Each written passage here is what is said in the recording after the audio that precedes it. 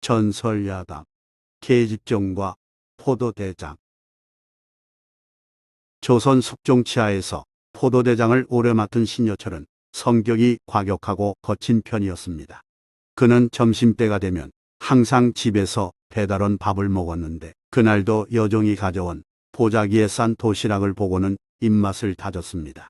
그런데 보자기를 열어본 신여철은 당황하고 깜짝 놀랐습니다. 마땅히 들어있어야 할 밥이 없고 그릇이 텅 비어 있었기 때문입니다. 순간적으로 화가 치민 신여철은 여종을 의심하며 노려봤습니다. 앙큼한 약. 점심밥을 가져오다가 정인을 만나 먹이고는 빈 그릇을 가져온 것이구나. 이렇게 판단한 신여철은 즉각 수하에게 엄한 목소리로 호령했습니다. 여봐라. 내 집에서 온 저 못된 종년을 속히 형틀에 올려매라. 이에 포졸들이 달려들어 그 여종을 형틀에 올려맨 후 곧바로 매를 서너 대 쳤습니다.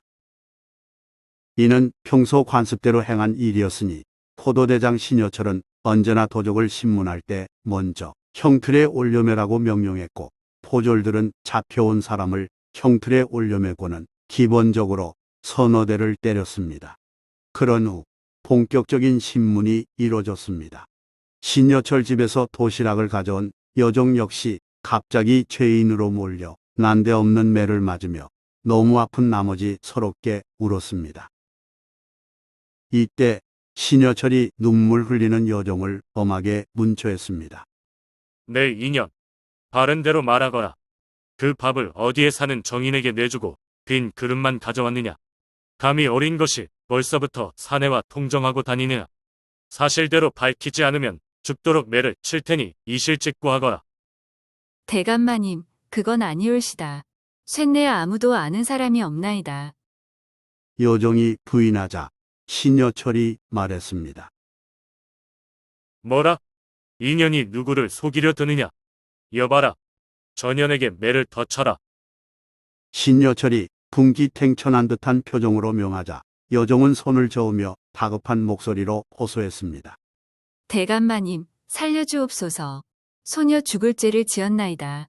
오던 도중 시장거리에서 우연히 정인을 만나 밥을 주고는 그릇만 가져왔나이다. 2번 다시 그러지 않겠사오니 제발 용서해 주소서. 여종은 죄를 자백하고 두려움에 떨며 서럽게 울었습니다. 그러자 신여철은 분노를 가라앉히며 말했습니다. 진작 바른 말을 할 것이지. 그런 짓을 하면 무쓰느니라. 내 이번은 특별히 용서해 줄 테니 밥그릇을 챙겨 속히 집으로 돌아가거라. 벌벌 떨던 여종은 고개 숙여 인사하고 보자기를 챙겨 집으로 돌아갔고, 포졸들은 포도대장의 날카로운 분석력에 고개를 끄덕였습니다.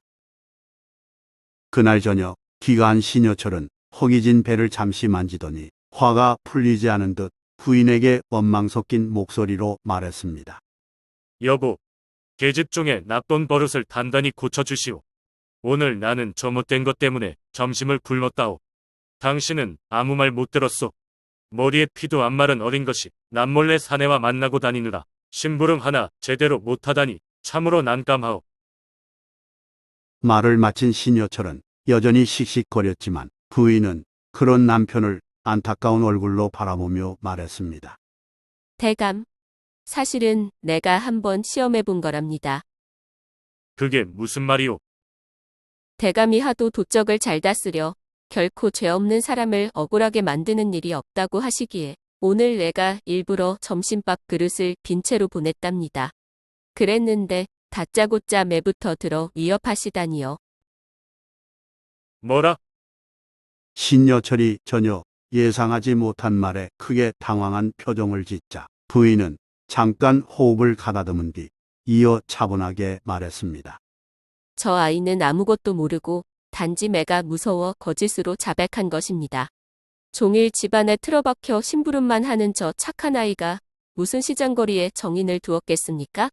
이는 다 대감의 죄인에 대한 선입견이 만들어낸 일입니다. 그랬습니다. 부인은 그날 오전 여종에게 도시락 보자기를 건네주면서 절대로 중간에 다른 데로 세지 말고 곧장 포도대장에게 직접 전하라고 당부했습니다. 계집종은 그 말을 명심하고 그대로 이행했으나 신여철의 오판으로 인해 졸지에 봉변을 당했습니다. 그렇다면 신여철의 부인은 왜 그런 시험을 했을까요? 여기에는 남편의 신변에 대한 염려가 담겨 있으니 사연은 이러합니다. 강직한 성격의 포도대장 신여철은 도적들을 잡아 문초하는 과정에서 늘 매를 쳐서 위협한 후에 강압적으로 자백을 받아냈기에 당시 한양에는 매에 못 이겨 거짓으로 자백함으로써 억울하게 죄인이 생기는 일이 종종 있다는 소문이 돌았습니다. 이에 부인은 남편 성격이 과격한 데다 많은 죄인을 다스리는 직책에 있으므로 혹시라도 원성사는 일이 있을까 걱정했습니다. 하여 이리저리 알아본 결과 부인이 우려한 대로 남편이 강압적인 문초로 일부 억울한 도적도 만들었다는 말을 들었습니다. 심지어 어떤 사람이 밤에 도둑질하지 않고 남의 집 담 옆에서 서성거리다 포교에 잡혔고 포도대장 앞에서 먼저 매를 맞자마자 거짓으로 자백하여 구금되어 고생했다는 이야기도 들었습니다. 그래서 부인은 남편이 포도대장을 그만두기를 바랐습니다. 어느 날 부인은 퇴근하여 귀가한 남편에게 조용히 건의했습니다. 여보, 대감은 성격이 너무 과격해 도적을 다스리는 포도대장 자리는 어울리지 않는 것 같아요. 그러니 사임하시고 다른 직책을 맡는 게 좋겠습니다. 아니, 여보. 도대체 무슨 말을 하는 거요? 어떤 도적이든 내 앞에서 거짓말을 못하고 모두 순순히 자백해서 사건 처리를 잘하고 있는데. 신여철은 사람들이 자신을 도적 다스리는 명판관이라 칭찬하고 있으며 결코 자기가 신문한 도적 중 단 한 사람도 억울하거나 원통한 경우가 없다면서 반박했습니다. 부인은 누구로부터 무슨 말을 들은 거요? 왜 그런 걱정을 하는 것이오?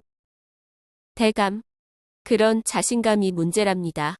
사람들 말을 들어보면 대감 말과 일치하지 않는 점이 있어서 드린 말씀이니 깊이 생각해 보소서. 당치 않는 말이오. 모두 나의 출세를 시기해서 하는 소리니 그런 엉터리 말들을 일절 듣지 말구려. 신여철이 완강히 나오자 부인은 더욱 그런 남편을 걱정했습니다.